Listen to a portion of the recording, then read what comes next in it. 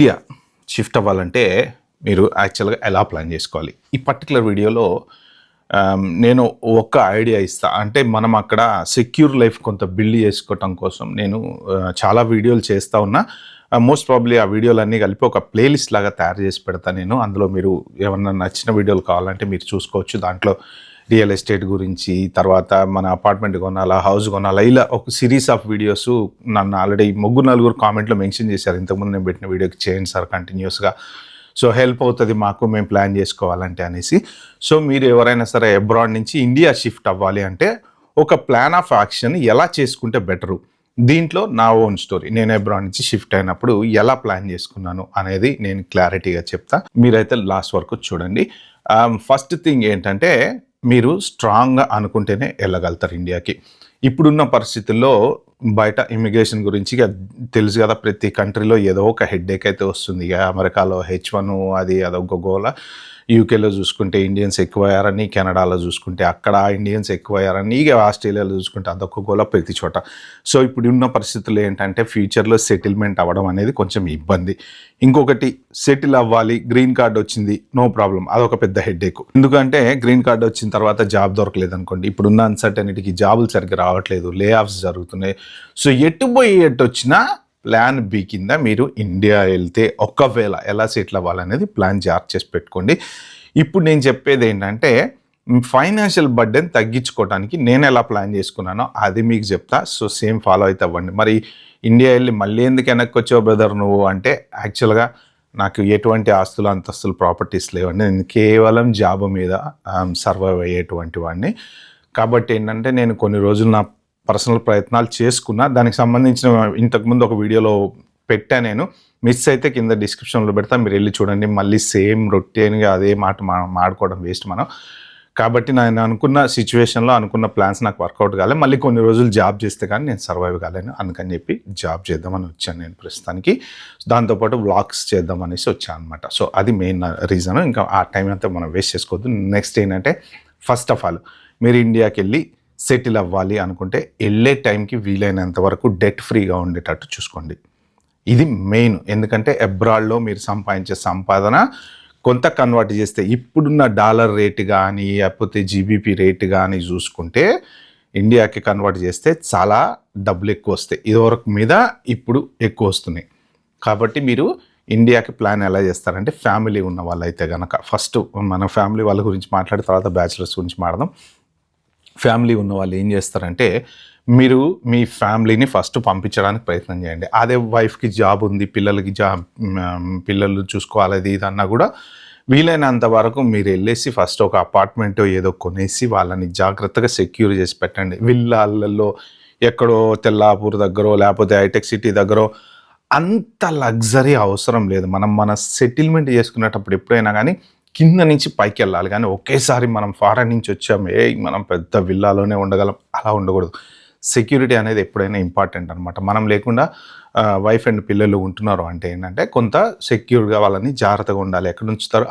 Apartment ఏంటంటే కింద watchman ఉంటాడు, కొంచెం ఓ నలుగురు ఉంటుంటారు. కాబట్టి మనకి భయం ఉండదు, ధైర్యం ఉంటుంది, CCTVలు ఉంటాయి, చూసుకోవచ్చు. కాబట్టి ఫస్ట్ వాళ్ళని పంపించి ఒక 2 బెడ్రూమ్ ఫ్లాటో ఏదో తీసుకుని, నా విషయంలో నేనేం చేస్తానంటే నేను కూడా అదే చేశాను. ఒక 2 బెడ్రూమ్ ఫ్లాట్ తీసుకున్నాను నేను. అది కూడా లోన్ పెట్టాను. ఎందుకంటే నాకు అంత అమౌంట్ కూడా లేదు, నేను అంత ఓవర్గా కూడా సంపాదించలేదు. సేవ్ చేసుకున్నటువంటి కొంత అమౌంట్ తోటి ఒక అపార్ట్మెంట్ తీసుకున్నాను. ఆ అపార్ట్మెంట్ తీసుకుని డిపాజిట్, దాని తర్వాత లోన్ తీసుకుని అక్కడ మన అందరినీ వాళ్ళని సెటిల్ చేసిన తర్వాత ఒక 2 ఇయర్స్ పాటు నేను బ్యాచిలర్గా ఉండి ఆబ్వియస్లీ వచ్చేటువంటి కొంత డబ్బులలో సేవింగ్ చేసుకుని అపార్ట్మెంట్ ఈఎంఐ మ్యాక్సిమం తీర్చడానికి ప్రయత్నం చేశాను అనమాట. అంటే ఆల్మోస్ట్ బై ద టైం నేను షిఫ్ట్ అయ్యే టైంకి నా ఈఎంఐ మొత్తం ఆల్మోస్ట్ అయిపోయింది. ఆ అపార్ట్మెంట్కి సంబంధించింది చిన్న చిత్కా కొద్ది గొప్ప మిగులుతూ ఉండొచ్చు, కానీ అది ఆల్మోస్ట్ ఈజీ టు రీపే అనమాట. ఎందుకంటే కొంత సేవింగ్ కూడా పెట్టుకుంటాం కదా మనం.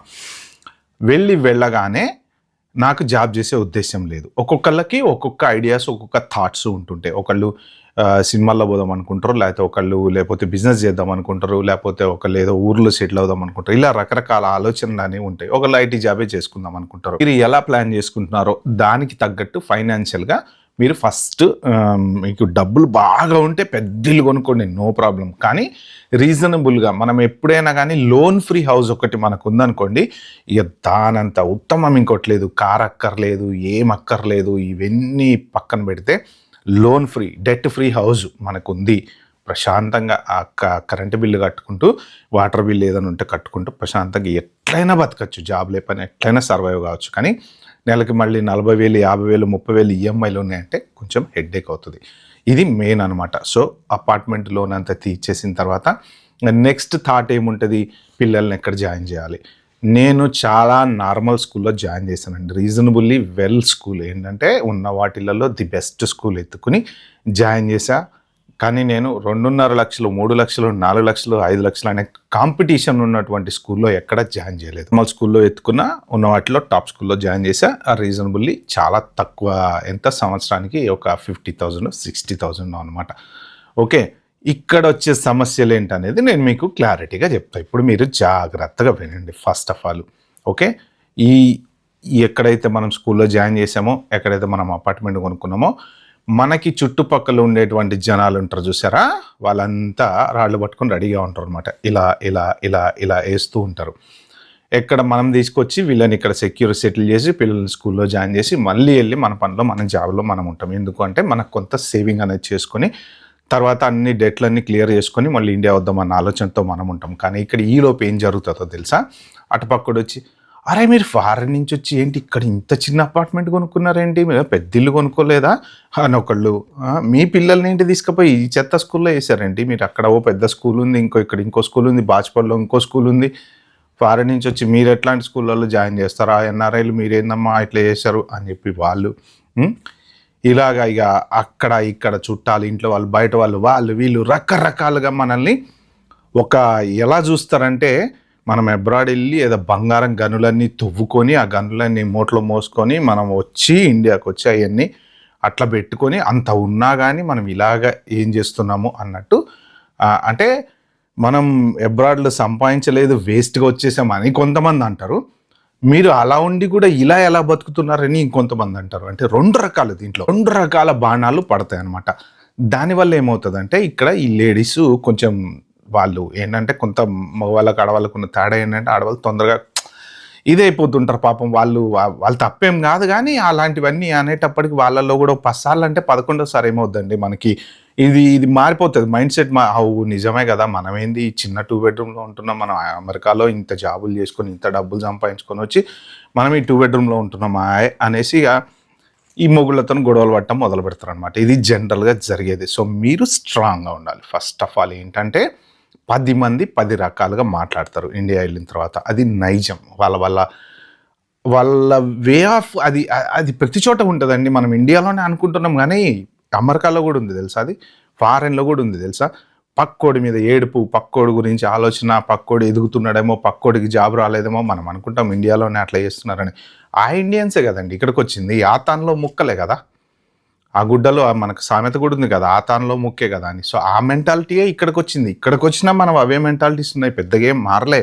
ఎంతసేపటికి మనం ఇట్లా కిటికీ తెరిచే పక్కింట్లో ఏం జరుగుతుందో చూస్తూ ఉంటాం అంతే, అది మెంటాలిటీ మారదు. కాబట్టి మనం ఇక్కడున్న మెంటాలిటీ మారదు, అక్కడున్న మెంటాలిటీ మారదు, మనం మారాలి. ఫస్ట్ మనం అడ్జస్ట్ అయిపోవడం నేర్చుకోవాలి. మనకు ఒక అండర్స్టాండింగ్ ఉండాలి. మన ఫ్యామిలీలో మనం అండర్స్టాండింగ్ పెట్టుకుని ఎవరు ఏమన్నా అనని, నాకు డెట్ ఫ్రీగా ఉండేటువంటి లైఫ్ కావాలి, నాకు ఎవరితోటి సంబంధం లేదు. వాడు 50 లక్షల రూపాయల స్కూల్లో జాయిన్ చేసినా పర్లేదు, నేను రీజనబుల్లీ నాకు నచ్చింది నేను చేస్తాను. నా పిల్లల్ని ఒక మంచి స్కూల్లో జాయిన్ చేశాను, అంతేగాని డబ్బులు ఇచ్చే స్కూల్లో కాదు. 4 లక్షల స్కూల్లో జాయిన్ చేసి వాడు ఎవడు చదువుతున్నాడండి. మీకు ఒక సింపుల్ సూత్రం చెప్తా, ఒకటి గుర్తుపెట్టుకోండి.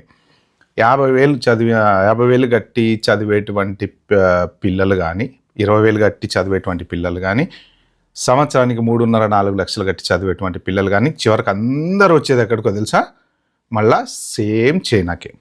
ఓకే, చైతన్యకి, నారాయణకి. ఎట్టు వచ్చినా 99% అదే కాలేజీలో పడతారు. వాళ్ళు అందరూ అదే కాలేజీలో పడతారు. డబ్బా కొట్టుడు, రుద్దుడు, బట్టి పట్టుడు, మళ్ళీ ఎంసెట్ గిమ్సెట్, ఈ రొటీన్ లైఫే. సో ఏంటి యూజ్ ఏముంది, ఇంకా మీరు మొత్తం 10 సంవత్సరాలు చదువు అయిపోయేటప్పటికి అక్కడ 50 లక్షలు ఖర్చు పెడతారు, ఇక్కడ వీళ్ళు 5 లక్షలు ఖర్చు పెడతారు. మరి డిఫరెన్స్ ఏముంది, అందరూ ఒక దగ్గరికే కదా వచ్చేది. కాబట్టి అది ఎక్స్పెన్సివ్ స్కూల్ అనేది అదొక మైండ్ సెట్ అంతే, ఏమి ఉండదు అక్కడ. మనం చదువుకోలేదు గుడిసెబళ్ళల్లో చిన్నప్పుడు. సో అలాగ ఆలోచించుకొని సెటిల్ చేసుకోండి. నెక్స్ట్ వీలైనంత వరకు మీరు ఈ డెట్ ఫ్రీ చేసుకోవడానికి ప్రయత్నం చేయండి. అపార్ట్మెంట్కి సంబంధించిన డబ్బులన్నీ కట్టడానికి ప్రయత్నం చేయండి. తర్వాత మీరు వెళ్ళిన తర్వాత కొన్ని రోజులు అయిన తర్వాత సెట్ అయిన తర్వాత జాబ్ వెళ్తారా, లేకపోతే ఇంకోటా బిజినెస్ ఇంకోటా, అవన్నీ ఫస్ట్ అయిపోయిన తర్వాత అప్పుడు మీరు కూర్చొని ఆలోచించుకోండి. నా దగ్గర ఇన్ని సేవింగ్స్ ఉన్నాయి, ఇంత అమౌంట్ ఉంది, నాకు లోన్ అయిపోయింది అపార్ట్మెంట్ది. సో ఇప్పుడు ఈ డబ్బులతోటి నేను ఇంకేమైనా పెద్ద ఇల్లు కొనుక్కోగలనా, గేటెడ్ కమ్యూనిటీకి వెళ్ళగలనా, లేకపోతే విల్లా కొనుక్కోగలనా. సో అక్కడి నుంచి మీ స్టెప్స్ అనేవి స్టార్ట్ చేసుకోండి. మీరు లైఫ్లో ఎదగడం అనేది స్టార్ట్ చేయండి. ఇదేంటంటే స్టార్టింగ్ జస్ట్ మీరు మనం లంచ్కు ముందు స్నాక్స్ ఏవో తింటాం చూసారా, స్టార్టర్స్ టైప్లో మీరు లైఫ్ని అక్కడ స్టార్ట్ చేస్తే ఏమవుతుంది అంటే, డెట్ ఫ్రీ ఎప్పుడైతే ఉంటామో అప్పుడు మైండ్ ప్రశాంతంగా ఉంటే మనం ఏం చేయాలి నెక్స్ట్ అనేది ఫర్దర్ ఆలోచనలు వస్తాయి అన్నమాట. దాని ప్రకారం మనం ఇంకా గ్రో అవుతూ ఉంటాం తప్ప ఇప్పుడు ఒకేసారి మనం వెళ్ళేసి 3.5-4 కోట్లు పెట్టి విల్లా కొనుక్కొని వాళ్ళని అక్కడ పెట్టేసి ఇక్కడ ఉండి డబ్బులు పంపిస్తూ ఉంటే ఎప్పటికీ ఇండియాకి వెళ్ళలేం. ఎందుకో తెలుసా, ఆ 3.5 కోట్ల అప్పు తీర్చుకొని వెళ్దాం అనుకుంటాం, ఒకదానికొట్టి యాడ్ అవుతూ ఉంటుంది. వీళ్ళు మైండ్ మారుతుంది, మళ్ళీ వీళ్ళని తీసుకొచ్చేస్తాం. అక్కడ 3.5 కోట్ల విల్లా అట్టానే ఉంటుంది. అద్దెకిస్తే అద్దెకు ఉండేవాడు చివరికి మళ్ళీ లైఫ్ని తీసుకొచ్చి మళ్ళీ అమెరికాలో పెడతారు. ఎందుకంటే అక్కడ అన్నీ చెప్పా కదా నేను, ఇలా ముచ్చట్లు అవి ఇవి అన్నీ ఉంటుంటాయి అని చెప్పి ఏదో ఒక రోజు మళ్ళీ మూవ్ అయిపోయిన వాళ్ళు మళ్ళీ వెనక్కి వచ్చిన సందర్భాలు ఉన్నాయి. ఇలా కాకుండా ఒక ప్రాపర్ ప్లాన్, స్ట్రక్చరల్ ప్లాన్ చేసుకుని వెళ్తే మళ్ళీ వెనక్కి రాకూడదు. అలాగా సెటిల్ చేసుకొని ఉండాలి. ఇప్పుడు నా వైపు నుంచి ఏంటంటే, నేను అనుకున్న ఫీల్డ్లో నేను సక్సెస్ కాలేదు కాబట్టి కొన్ని రోజులు కొంత ఫైనాన్షియల్గా మళ్ళీ ఇబ్బంది అనేది వచ్చింది కాబట్టి అలాంటి సిచ్యువేషన్స్ తెచ్చుకోవద్దు మీరు. ఎందుకు ఏమవుతుంది అంటే, మళ్ళీ మనం ఫైనాన్షియల్గా మళ్ళీ ఆలోచించే పరిస్థితి రాకూడదు. కాబట్టి ప్లాన్ సరిగ్గా చేసుకోండి. అయితే ఒకటి ఇక్కడ ఏంటంటే, ప్లాన్స్ ఎందుకు ఫెయిల్ అవుతాయి, మన వల్ల మన చేతగాకనా అంటే కాదు, కాలం కూడా మనకు ఒక్కొక్కసారి మనల్ని బాగా ఏడిపిస్తుంది. ఇప్పుడు నేను అనుకున్న దాంట్లో నేను ఎందుకు ఫెయిల్ అయ్యాను అంటే నా తప్పు కాదు, నేను చాలా సక్సెస్ అయ్యా. నేను ఆల్మోస్ట్ ఈ స్టేజ్కి వెళ్ళిపోయాను. 99.9%లో ఉన్నా. ఆ 0.01% ఏంటో తెలుసా అండి, కోవిడ్. 2 సార్లు కోవిడ్ రావటం వల్ల మొత్తం అతలాకుతలం అయిపోయింది. నా ప్లాన్స్ అన్నీ షాటర్ అయిపోయినాయి. అసలు అనుకున్నది ఏది సక్సెస్ అవ్వలేదు. అంటే ఇప్పుడు అది నా తప్ప కాదా అంటే మరేం చెప్తాం, కాలం మనకి అన్యాయం చేస్తుంది. ఒక్కొక్కసారి మనం అన్నీ అనుకుంటాం సక్సెస్ అవుతామని, చివరికి అలా కాలం అన్యాయం చేసేటప్పుడు ఏమవుతుందని నిరాశ చెందుతాం. నిరాశ చెందినప్పుడు ఇక మళ్ళీ ఫర్దర్గా ఏంటి అని ఆలోచిస్తాం. సో ఇప్పుడు నేను అనుకున్న ఫీల్డ్లో లేదు, డబ్బులు రావటం కానీ లేకపోతే అది టోటల్ వేస్ట్ ఆఫ్ టైం అయిపోయింది. సో అందుకని చెప్పేసి నేను మళ్ళీ ఆల్టర్నేట్ పాత్ అనేది చూస్ చేసుకున్నాను, అంతేగాని అధైర్యపడలేదు. బట్ సెటిల్మెంట్ అనేది పర్ఫెక్ట్గా జరిగింది. ఎక్కడ ఏ ఇబ్బంది లేకుండా నేను అనుకున్నట్టు హ్యాపీగా లోన్ క్లియర్ చేసుకోవటం కానీ లేకపోతే ఎంతో కొంత సేవింగ్ పెట్టుకొని ఉండడం కానీ, ఆ సేవింగ్ వల్లనే అన్ని రోజులు ధైర్యంగా నేను అనుకున్నటువంటి ప్లాన్ నేను చేసుకోగలిగా అనమాట. సో ఇది మెయిన్, మీరు ఇండియా వెళ్ళాలనుకుంటే మీరు ప్రిపేర్ చేసుకోవాల్సినటువంటి ప్లాన్. ఫస్ట్ ఆఫ్ ఆల్ ధైర్యంగా ఉండండి. ఎవడు ఏమన్నా సరే just don't care, simply just don't care. మీ పని ఏదో మీరు చేసుకోండి, మీరు కొట్లాడుకోమాకండి. నిజంగా నా వీడియో కనుక హానెస్ట్గా మీకు నచ్చితే ఒక 4 షేర్ చేయండి, లైక్ చేయండి, సబ్స్క్రైబ్ అయితే చేసుకోండి. Okay, bye, have a good day.